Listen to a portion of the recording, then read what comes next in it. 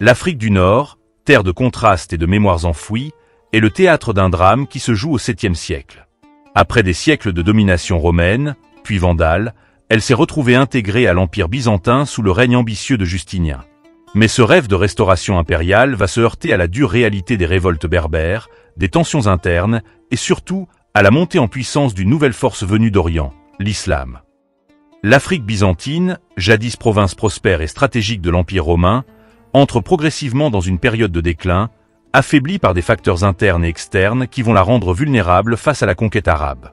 Ce n'est pas un effondrement brutal, mais plutôt un processus d'érosion lent et progressif, minant les fondations du pouvoir byzantin en Afrique du Nord. Au milieu du 7e siècle, l'Empire byzantin est un colosse aux pieds d'argile. Confronté à des défis multiples sur ses frontières orientales et dans les Balkans, il peine à maintenir un contrôle efficace sur ses provinces lointaines, notamment l'Afrique du Nord. Les victoires militaires de Justinien au siècle précédent, si elles ont permis de reconquérir une partie du territoire romain, ont aussi épuisé les forces de l'Empire, le laissant vulnérable aux nouvelles menaces. L'Afrique du Nord, province éloignée de la capitale impériale, est difficile à gérer. La distance rend les communications lentes et incertaines, ce qui limite la capacité du pouvoir central à intervenir rapidement en cas de crise. Les ordres de l'empereur mettent des semaines, voire des mois, à arriver à Carthage, et les rapports des gouverneurs mettent autant de temps à parvenir à Constantinople. Cette distance et les difficultés de communication favorisent une certaine autonomie des gouverneurs byzantins en Afrique, en particulier l'exarque de Carthage qui, à partir de 580, cumule les pouvoirs civils et militaires dans le but de maintenir l'ordre et la stabilité. Cependant, cette autonomie peut aussi être source de problèmes. Certains gouverneurs, loin des regards de Constantinople, sont corrompus ou incompétents, et préfèrent leur propre intérêt à celui de l'Empire. Les interventions de Byzance, bien qu'elles aient été efficaces pour mater les révoltes les plus importantes, sont souvent sporadiques et ne parviennent pas à installer un ordre durable dans la province.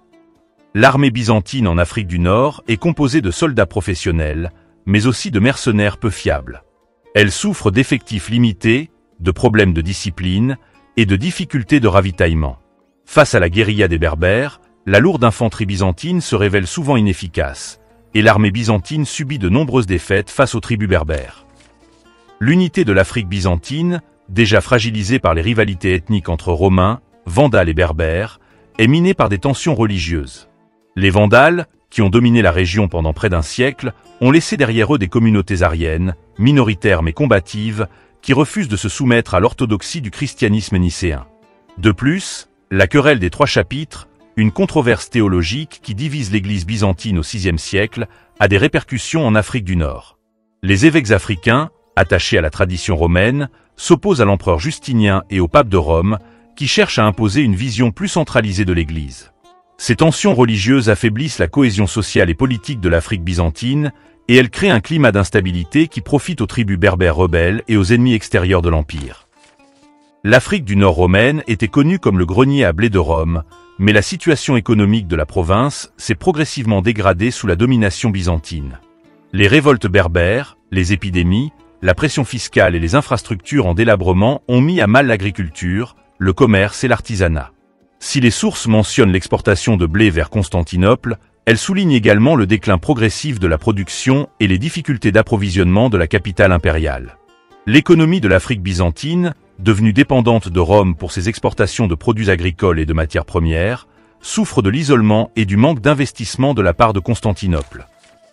Au milieu du 7e siècle, une nouvelle puissance émerge en Arabie, l'islam. Portés par une foi nouvelle et par une ambition conquérante, les Arabes musulmans conquièrent en quelques décennies de vastes territoires au Moyen-Orient, en Afrique du Nord et en Espagne. L'Empire byzantin, déjà affaibli par les conflits internes et par les menaces extérieures, n'est pas en mesure de résister à l'avancée des Arabes. Après la conquête de l'Égypte en 642, les Arabes se tournent vers l'Afrique du Nord, où ils voient une nouvelle terre à conquérir et une source de richesse à exploiter. Les premières incursions arabes en Afrique du Nord, bien que d'ampleur limitée, révèlent la vulnérabilité de la province byzantine. En 642 après Jésus-Christ, Amr ibn al-As, le conquérant de l'Égypte, lance un raid en Cyrénaïque, soumettant les Lawata, une tribu berbère de la région. L'année suivante, il envoie une expédition en Tripolitaine, où il pille les villes de Oea et de Sabrata et soumet les Berbères du Djebel Nafusa. Ces premières incursions montrent la facilité avec laquelle les Arabes peuvent se déplacer dans les territoires byzantins et l'impuissance de l'Empire à les contenir. Ces premières incursions sont suivies par une série de raids de pillage sur les marges de la Byzacène, qui accentuent la désorganisation de la province et l'inquiétude des autorités byzantines. En 647 après Jésus-Christ, une armée arabe musulmane de 20 000 hommes, menée par Abdallah ibn Saad, traverse l'Égypte et se dirige vers la Byzacène. L'armée byzantine, menée par l'exarque Grégoire le Patrice, se prépare à l'affronter dans une bataille décisive. La bataille a lieu près de Sufétula, une ville fortifiée située dans le centre de la Tunisie actuelle. L'armée byzantine, malgré les efforts de ses généraux, est écrasée par les forces musulmanes. L'exarque Grégoire est tué au combat, et la Byzacène est livrée au pillage pendant plusieurs mois. La bataille de Sufétula marque un tournant dans l'histoire de l'Afrique byzantine. Elle révèle la faiblesse de l'armée byzantine et la détermination des Arabes musulmans à conquérir la région. Les Byzantins, choqués par cette défaite, comprennent que leur domination sur l'Afrique du Nord est désormais compromise. Après la défaite de Sufétula, l'Empire byzantin renonce à toute tentative de reconquérir la province d'Afrique. Les Byzantins sont conscients de leur faiblesse militaire et des défis logistiques que représente la défense d'une province aussi éloignée. De plus, les tensions religieuses et les divisions internes au sein de l'Empire byzantin rendent difficile la mobilisation de ressources pour un théâtre d'opérations éloigné et coûteux. L'Empire byzantin, détourné par des conflits plus urgents avec les Perses, les Slaves et les Arabes en Orient, n'a plus les moyens de défendre l'Afrique du Nord. La province, livrée à elle-même, est abandonnée à son sort face à l'avancée des conquérants musulmans. L'Empire byzantin se replie sur ses possessions d'Asie mineure et des Balkans, abandonnant ses provinces d'Occident à leur destin.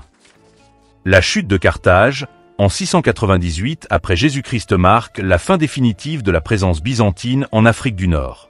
La ville, jadis capitale de l'Afrique romaine et symbole de la puissance byzantine, est prise d'assaut par les Arabes musulmans. Elle est mise à sac, ses monuments sont détruits ou transformés, et sa population est massacrée ou réduite en esclavage. Les derniers vestiges de la domination byzantine sont effacés de l'Afrique du Nord, qui entre dans une nouvelle ère, marquée par l'islamisation et l'arabisation de la région. La conquête musulmane du Maghreb va détruire définitivement le rêve de Justinien de restaurer l'Empire romain, et elle va ouvrir la voie à de nouvelles dynasties et à de nouvelles civilisations. Mais avant de plonger dans le récit de cette nouvelle ère, il est important de se pencher sur l'héritage de l'Afrique byzantine, ses réalisations, ses échecs et sa place dans l'histoire du Maghreb. L'Empire byzantin, héritier direct de l'Empire romain, a cherché à imposer un système administratif centralisé et efficace en Afrique du Nord, inspiré du modèle romain. L'administration de la région était organisée autour d'une préfecture du prétoire, dirigée par un fonctionnaire nommé par l'empereur et chargé de superviser les affaires civiles et juridiques. Les préfectures étaient des régions importantes, dotées d'un pouvoir significatif au sein de l'Empire. Ce système, bien que hiérarchisé, se caractérisait par sa complexité et sa capacité à s'adapter aux réalités locales. L'existence de vicaires du diocèse souligne cette adaptation de l'administration byzantine à la diversité de la région. À la fin du VIe siècle, et pour pallier la difficulté de coordonner des territoires trop lointains, le territoire est remanié et l'exarcat de Carthage est créé, regroupant les pouvoirs civils et militaires sous l'autorité d'un exarque. La création de l'exarcat visait à renforcer l'autorité byzantine et à mieux coordonner la défense de la région face à la menace des tribus berbères. Les postes importants de l'administration étaient souvent occupés par des fonctionnaires byzantins venant de Constantinople. Toutefois, les Byzantins ont été contraints de s'appuyer sur les élites locales, notamment les Romano-Africains et certains chefs berbères, pour administrer les provinces et assurer la gestion des affaires courantes. L'économie de l'Afrique byzantine, bien qu'elle ait connu des périodes de prospérité relative, est restée fragile et vulnérable face aux turbulences politiques et militaires. L'Afrique du Nord a continué de jouer un rôle important dans l'approvisionnement de l'Empire byzantin en blé, en huile d'olive et en d'autres produits agricoles. Carthage, ville côtière dotée d'un port performant, est restée un important centre commercial où transitaient de nombreuses marchandises. Malgré cette importance économique, la région a connu de nombreuses difficultés. Tensions sociales, corruption, fiscalité excessive et la nécessité pour l'Empire de maintenir une force militaire importante dans la région. La prospérité des républiques italiennes a contribué à l'isolement de l'Afrique byzantine. Gênes et Venise ont concurrencé les Byzantins dans le commerce méditerranéen, leur ravissant une partie de leurs revenus. Le christianisme, religion officielle de l'Empire byzantin, est resté dominant en Afrique du Nord. L'implantation du christianisme orthodoxe a été favorisée par l'Empire après l'éradication de l'arianisme et le retour d'un pouvoir byzantin stable. Des églises et des monastères ont été construits ou restaurés, et la liturgie byzantine s'est imposée. La construction par Justinien de la basilique Sainte-Prime et du sanctuaire de la Théotokos en sont des exemples. Cependant, les tensions religieuses n'ont pas totalement disparu. Le donatisme, schisme né en Afrique du Nord, a continué de persister dans certaines régions, alimentant les divisions et les résistances à l'autorité impériale.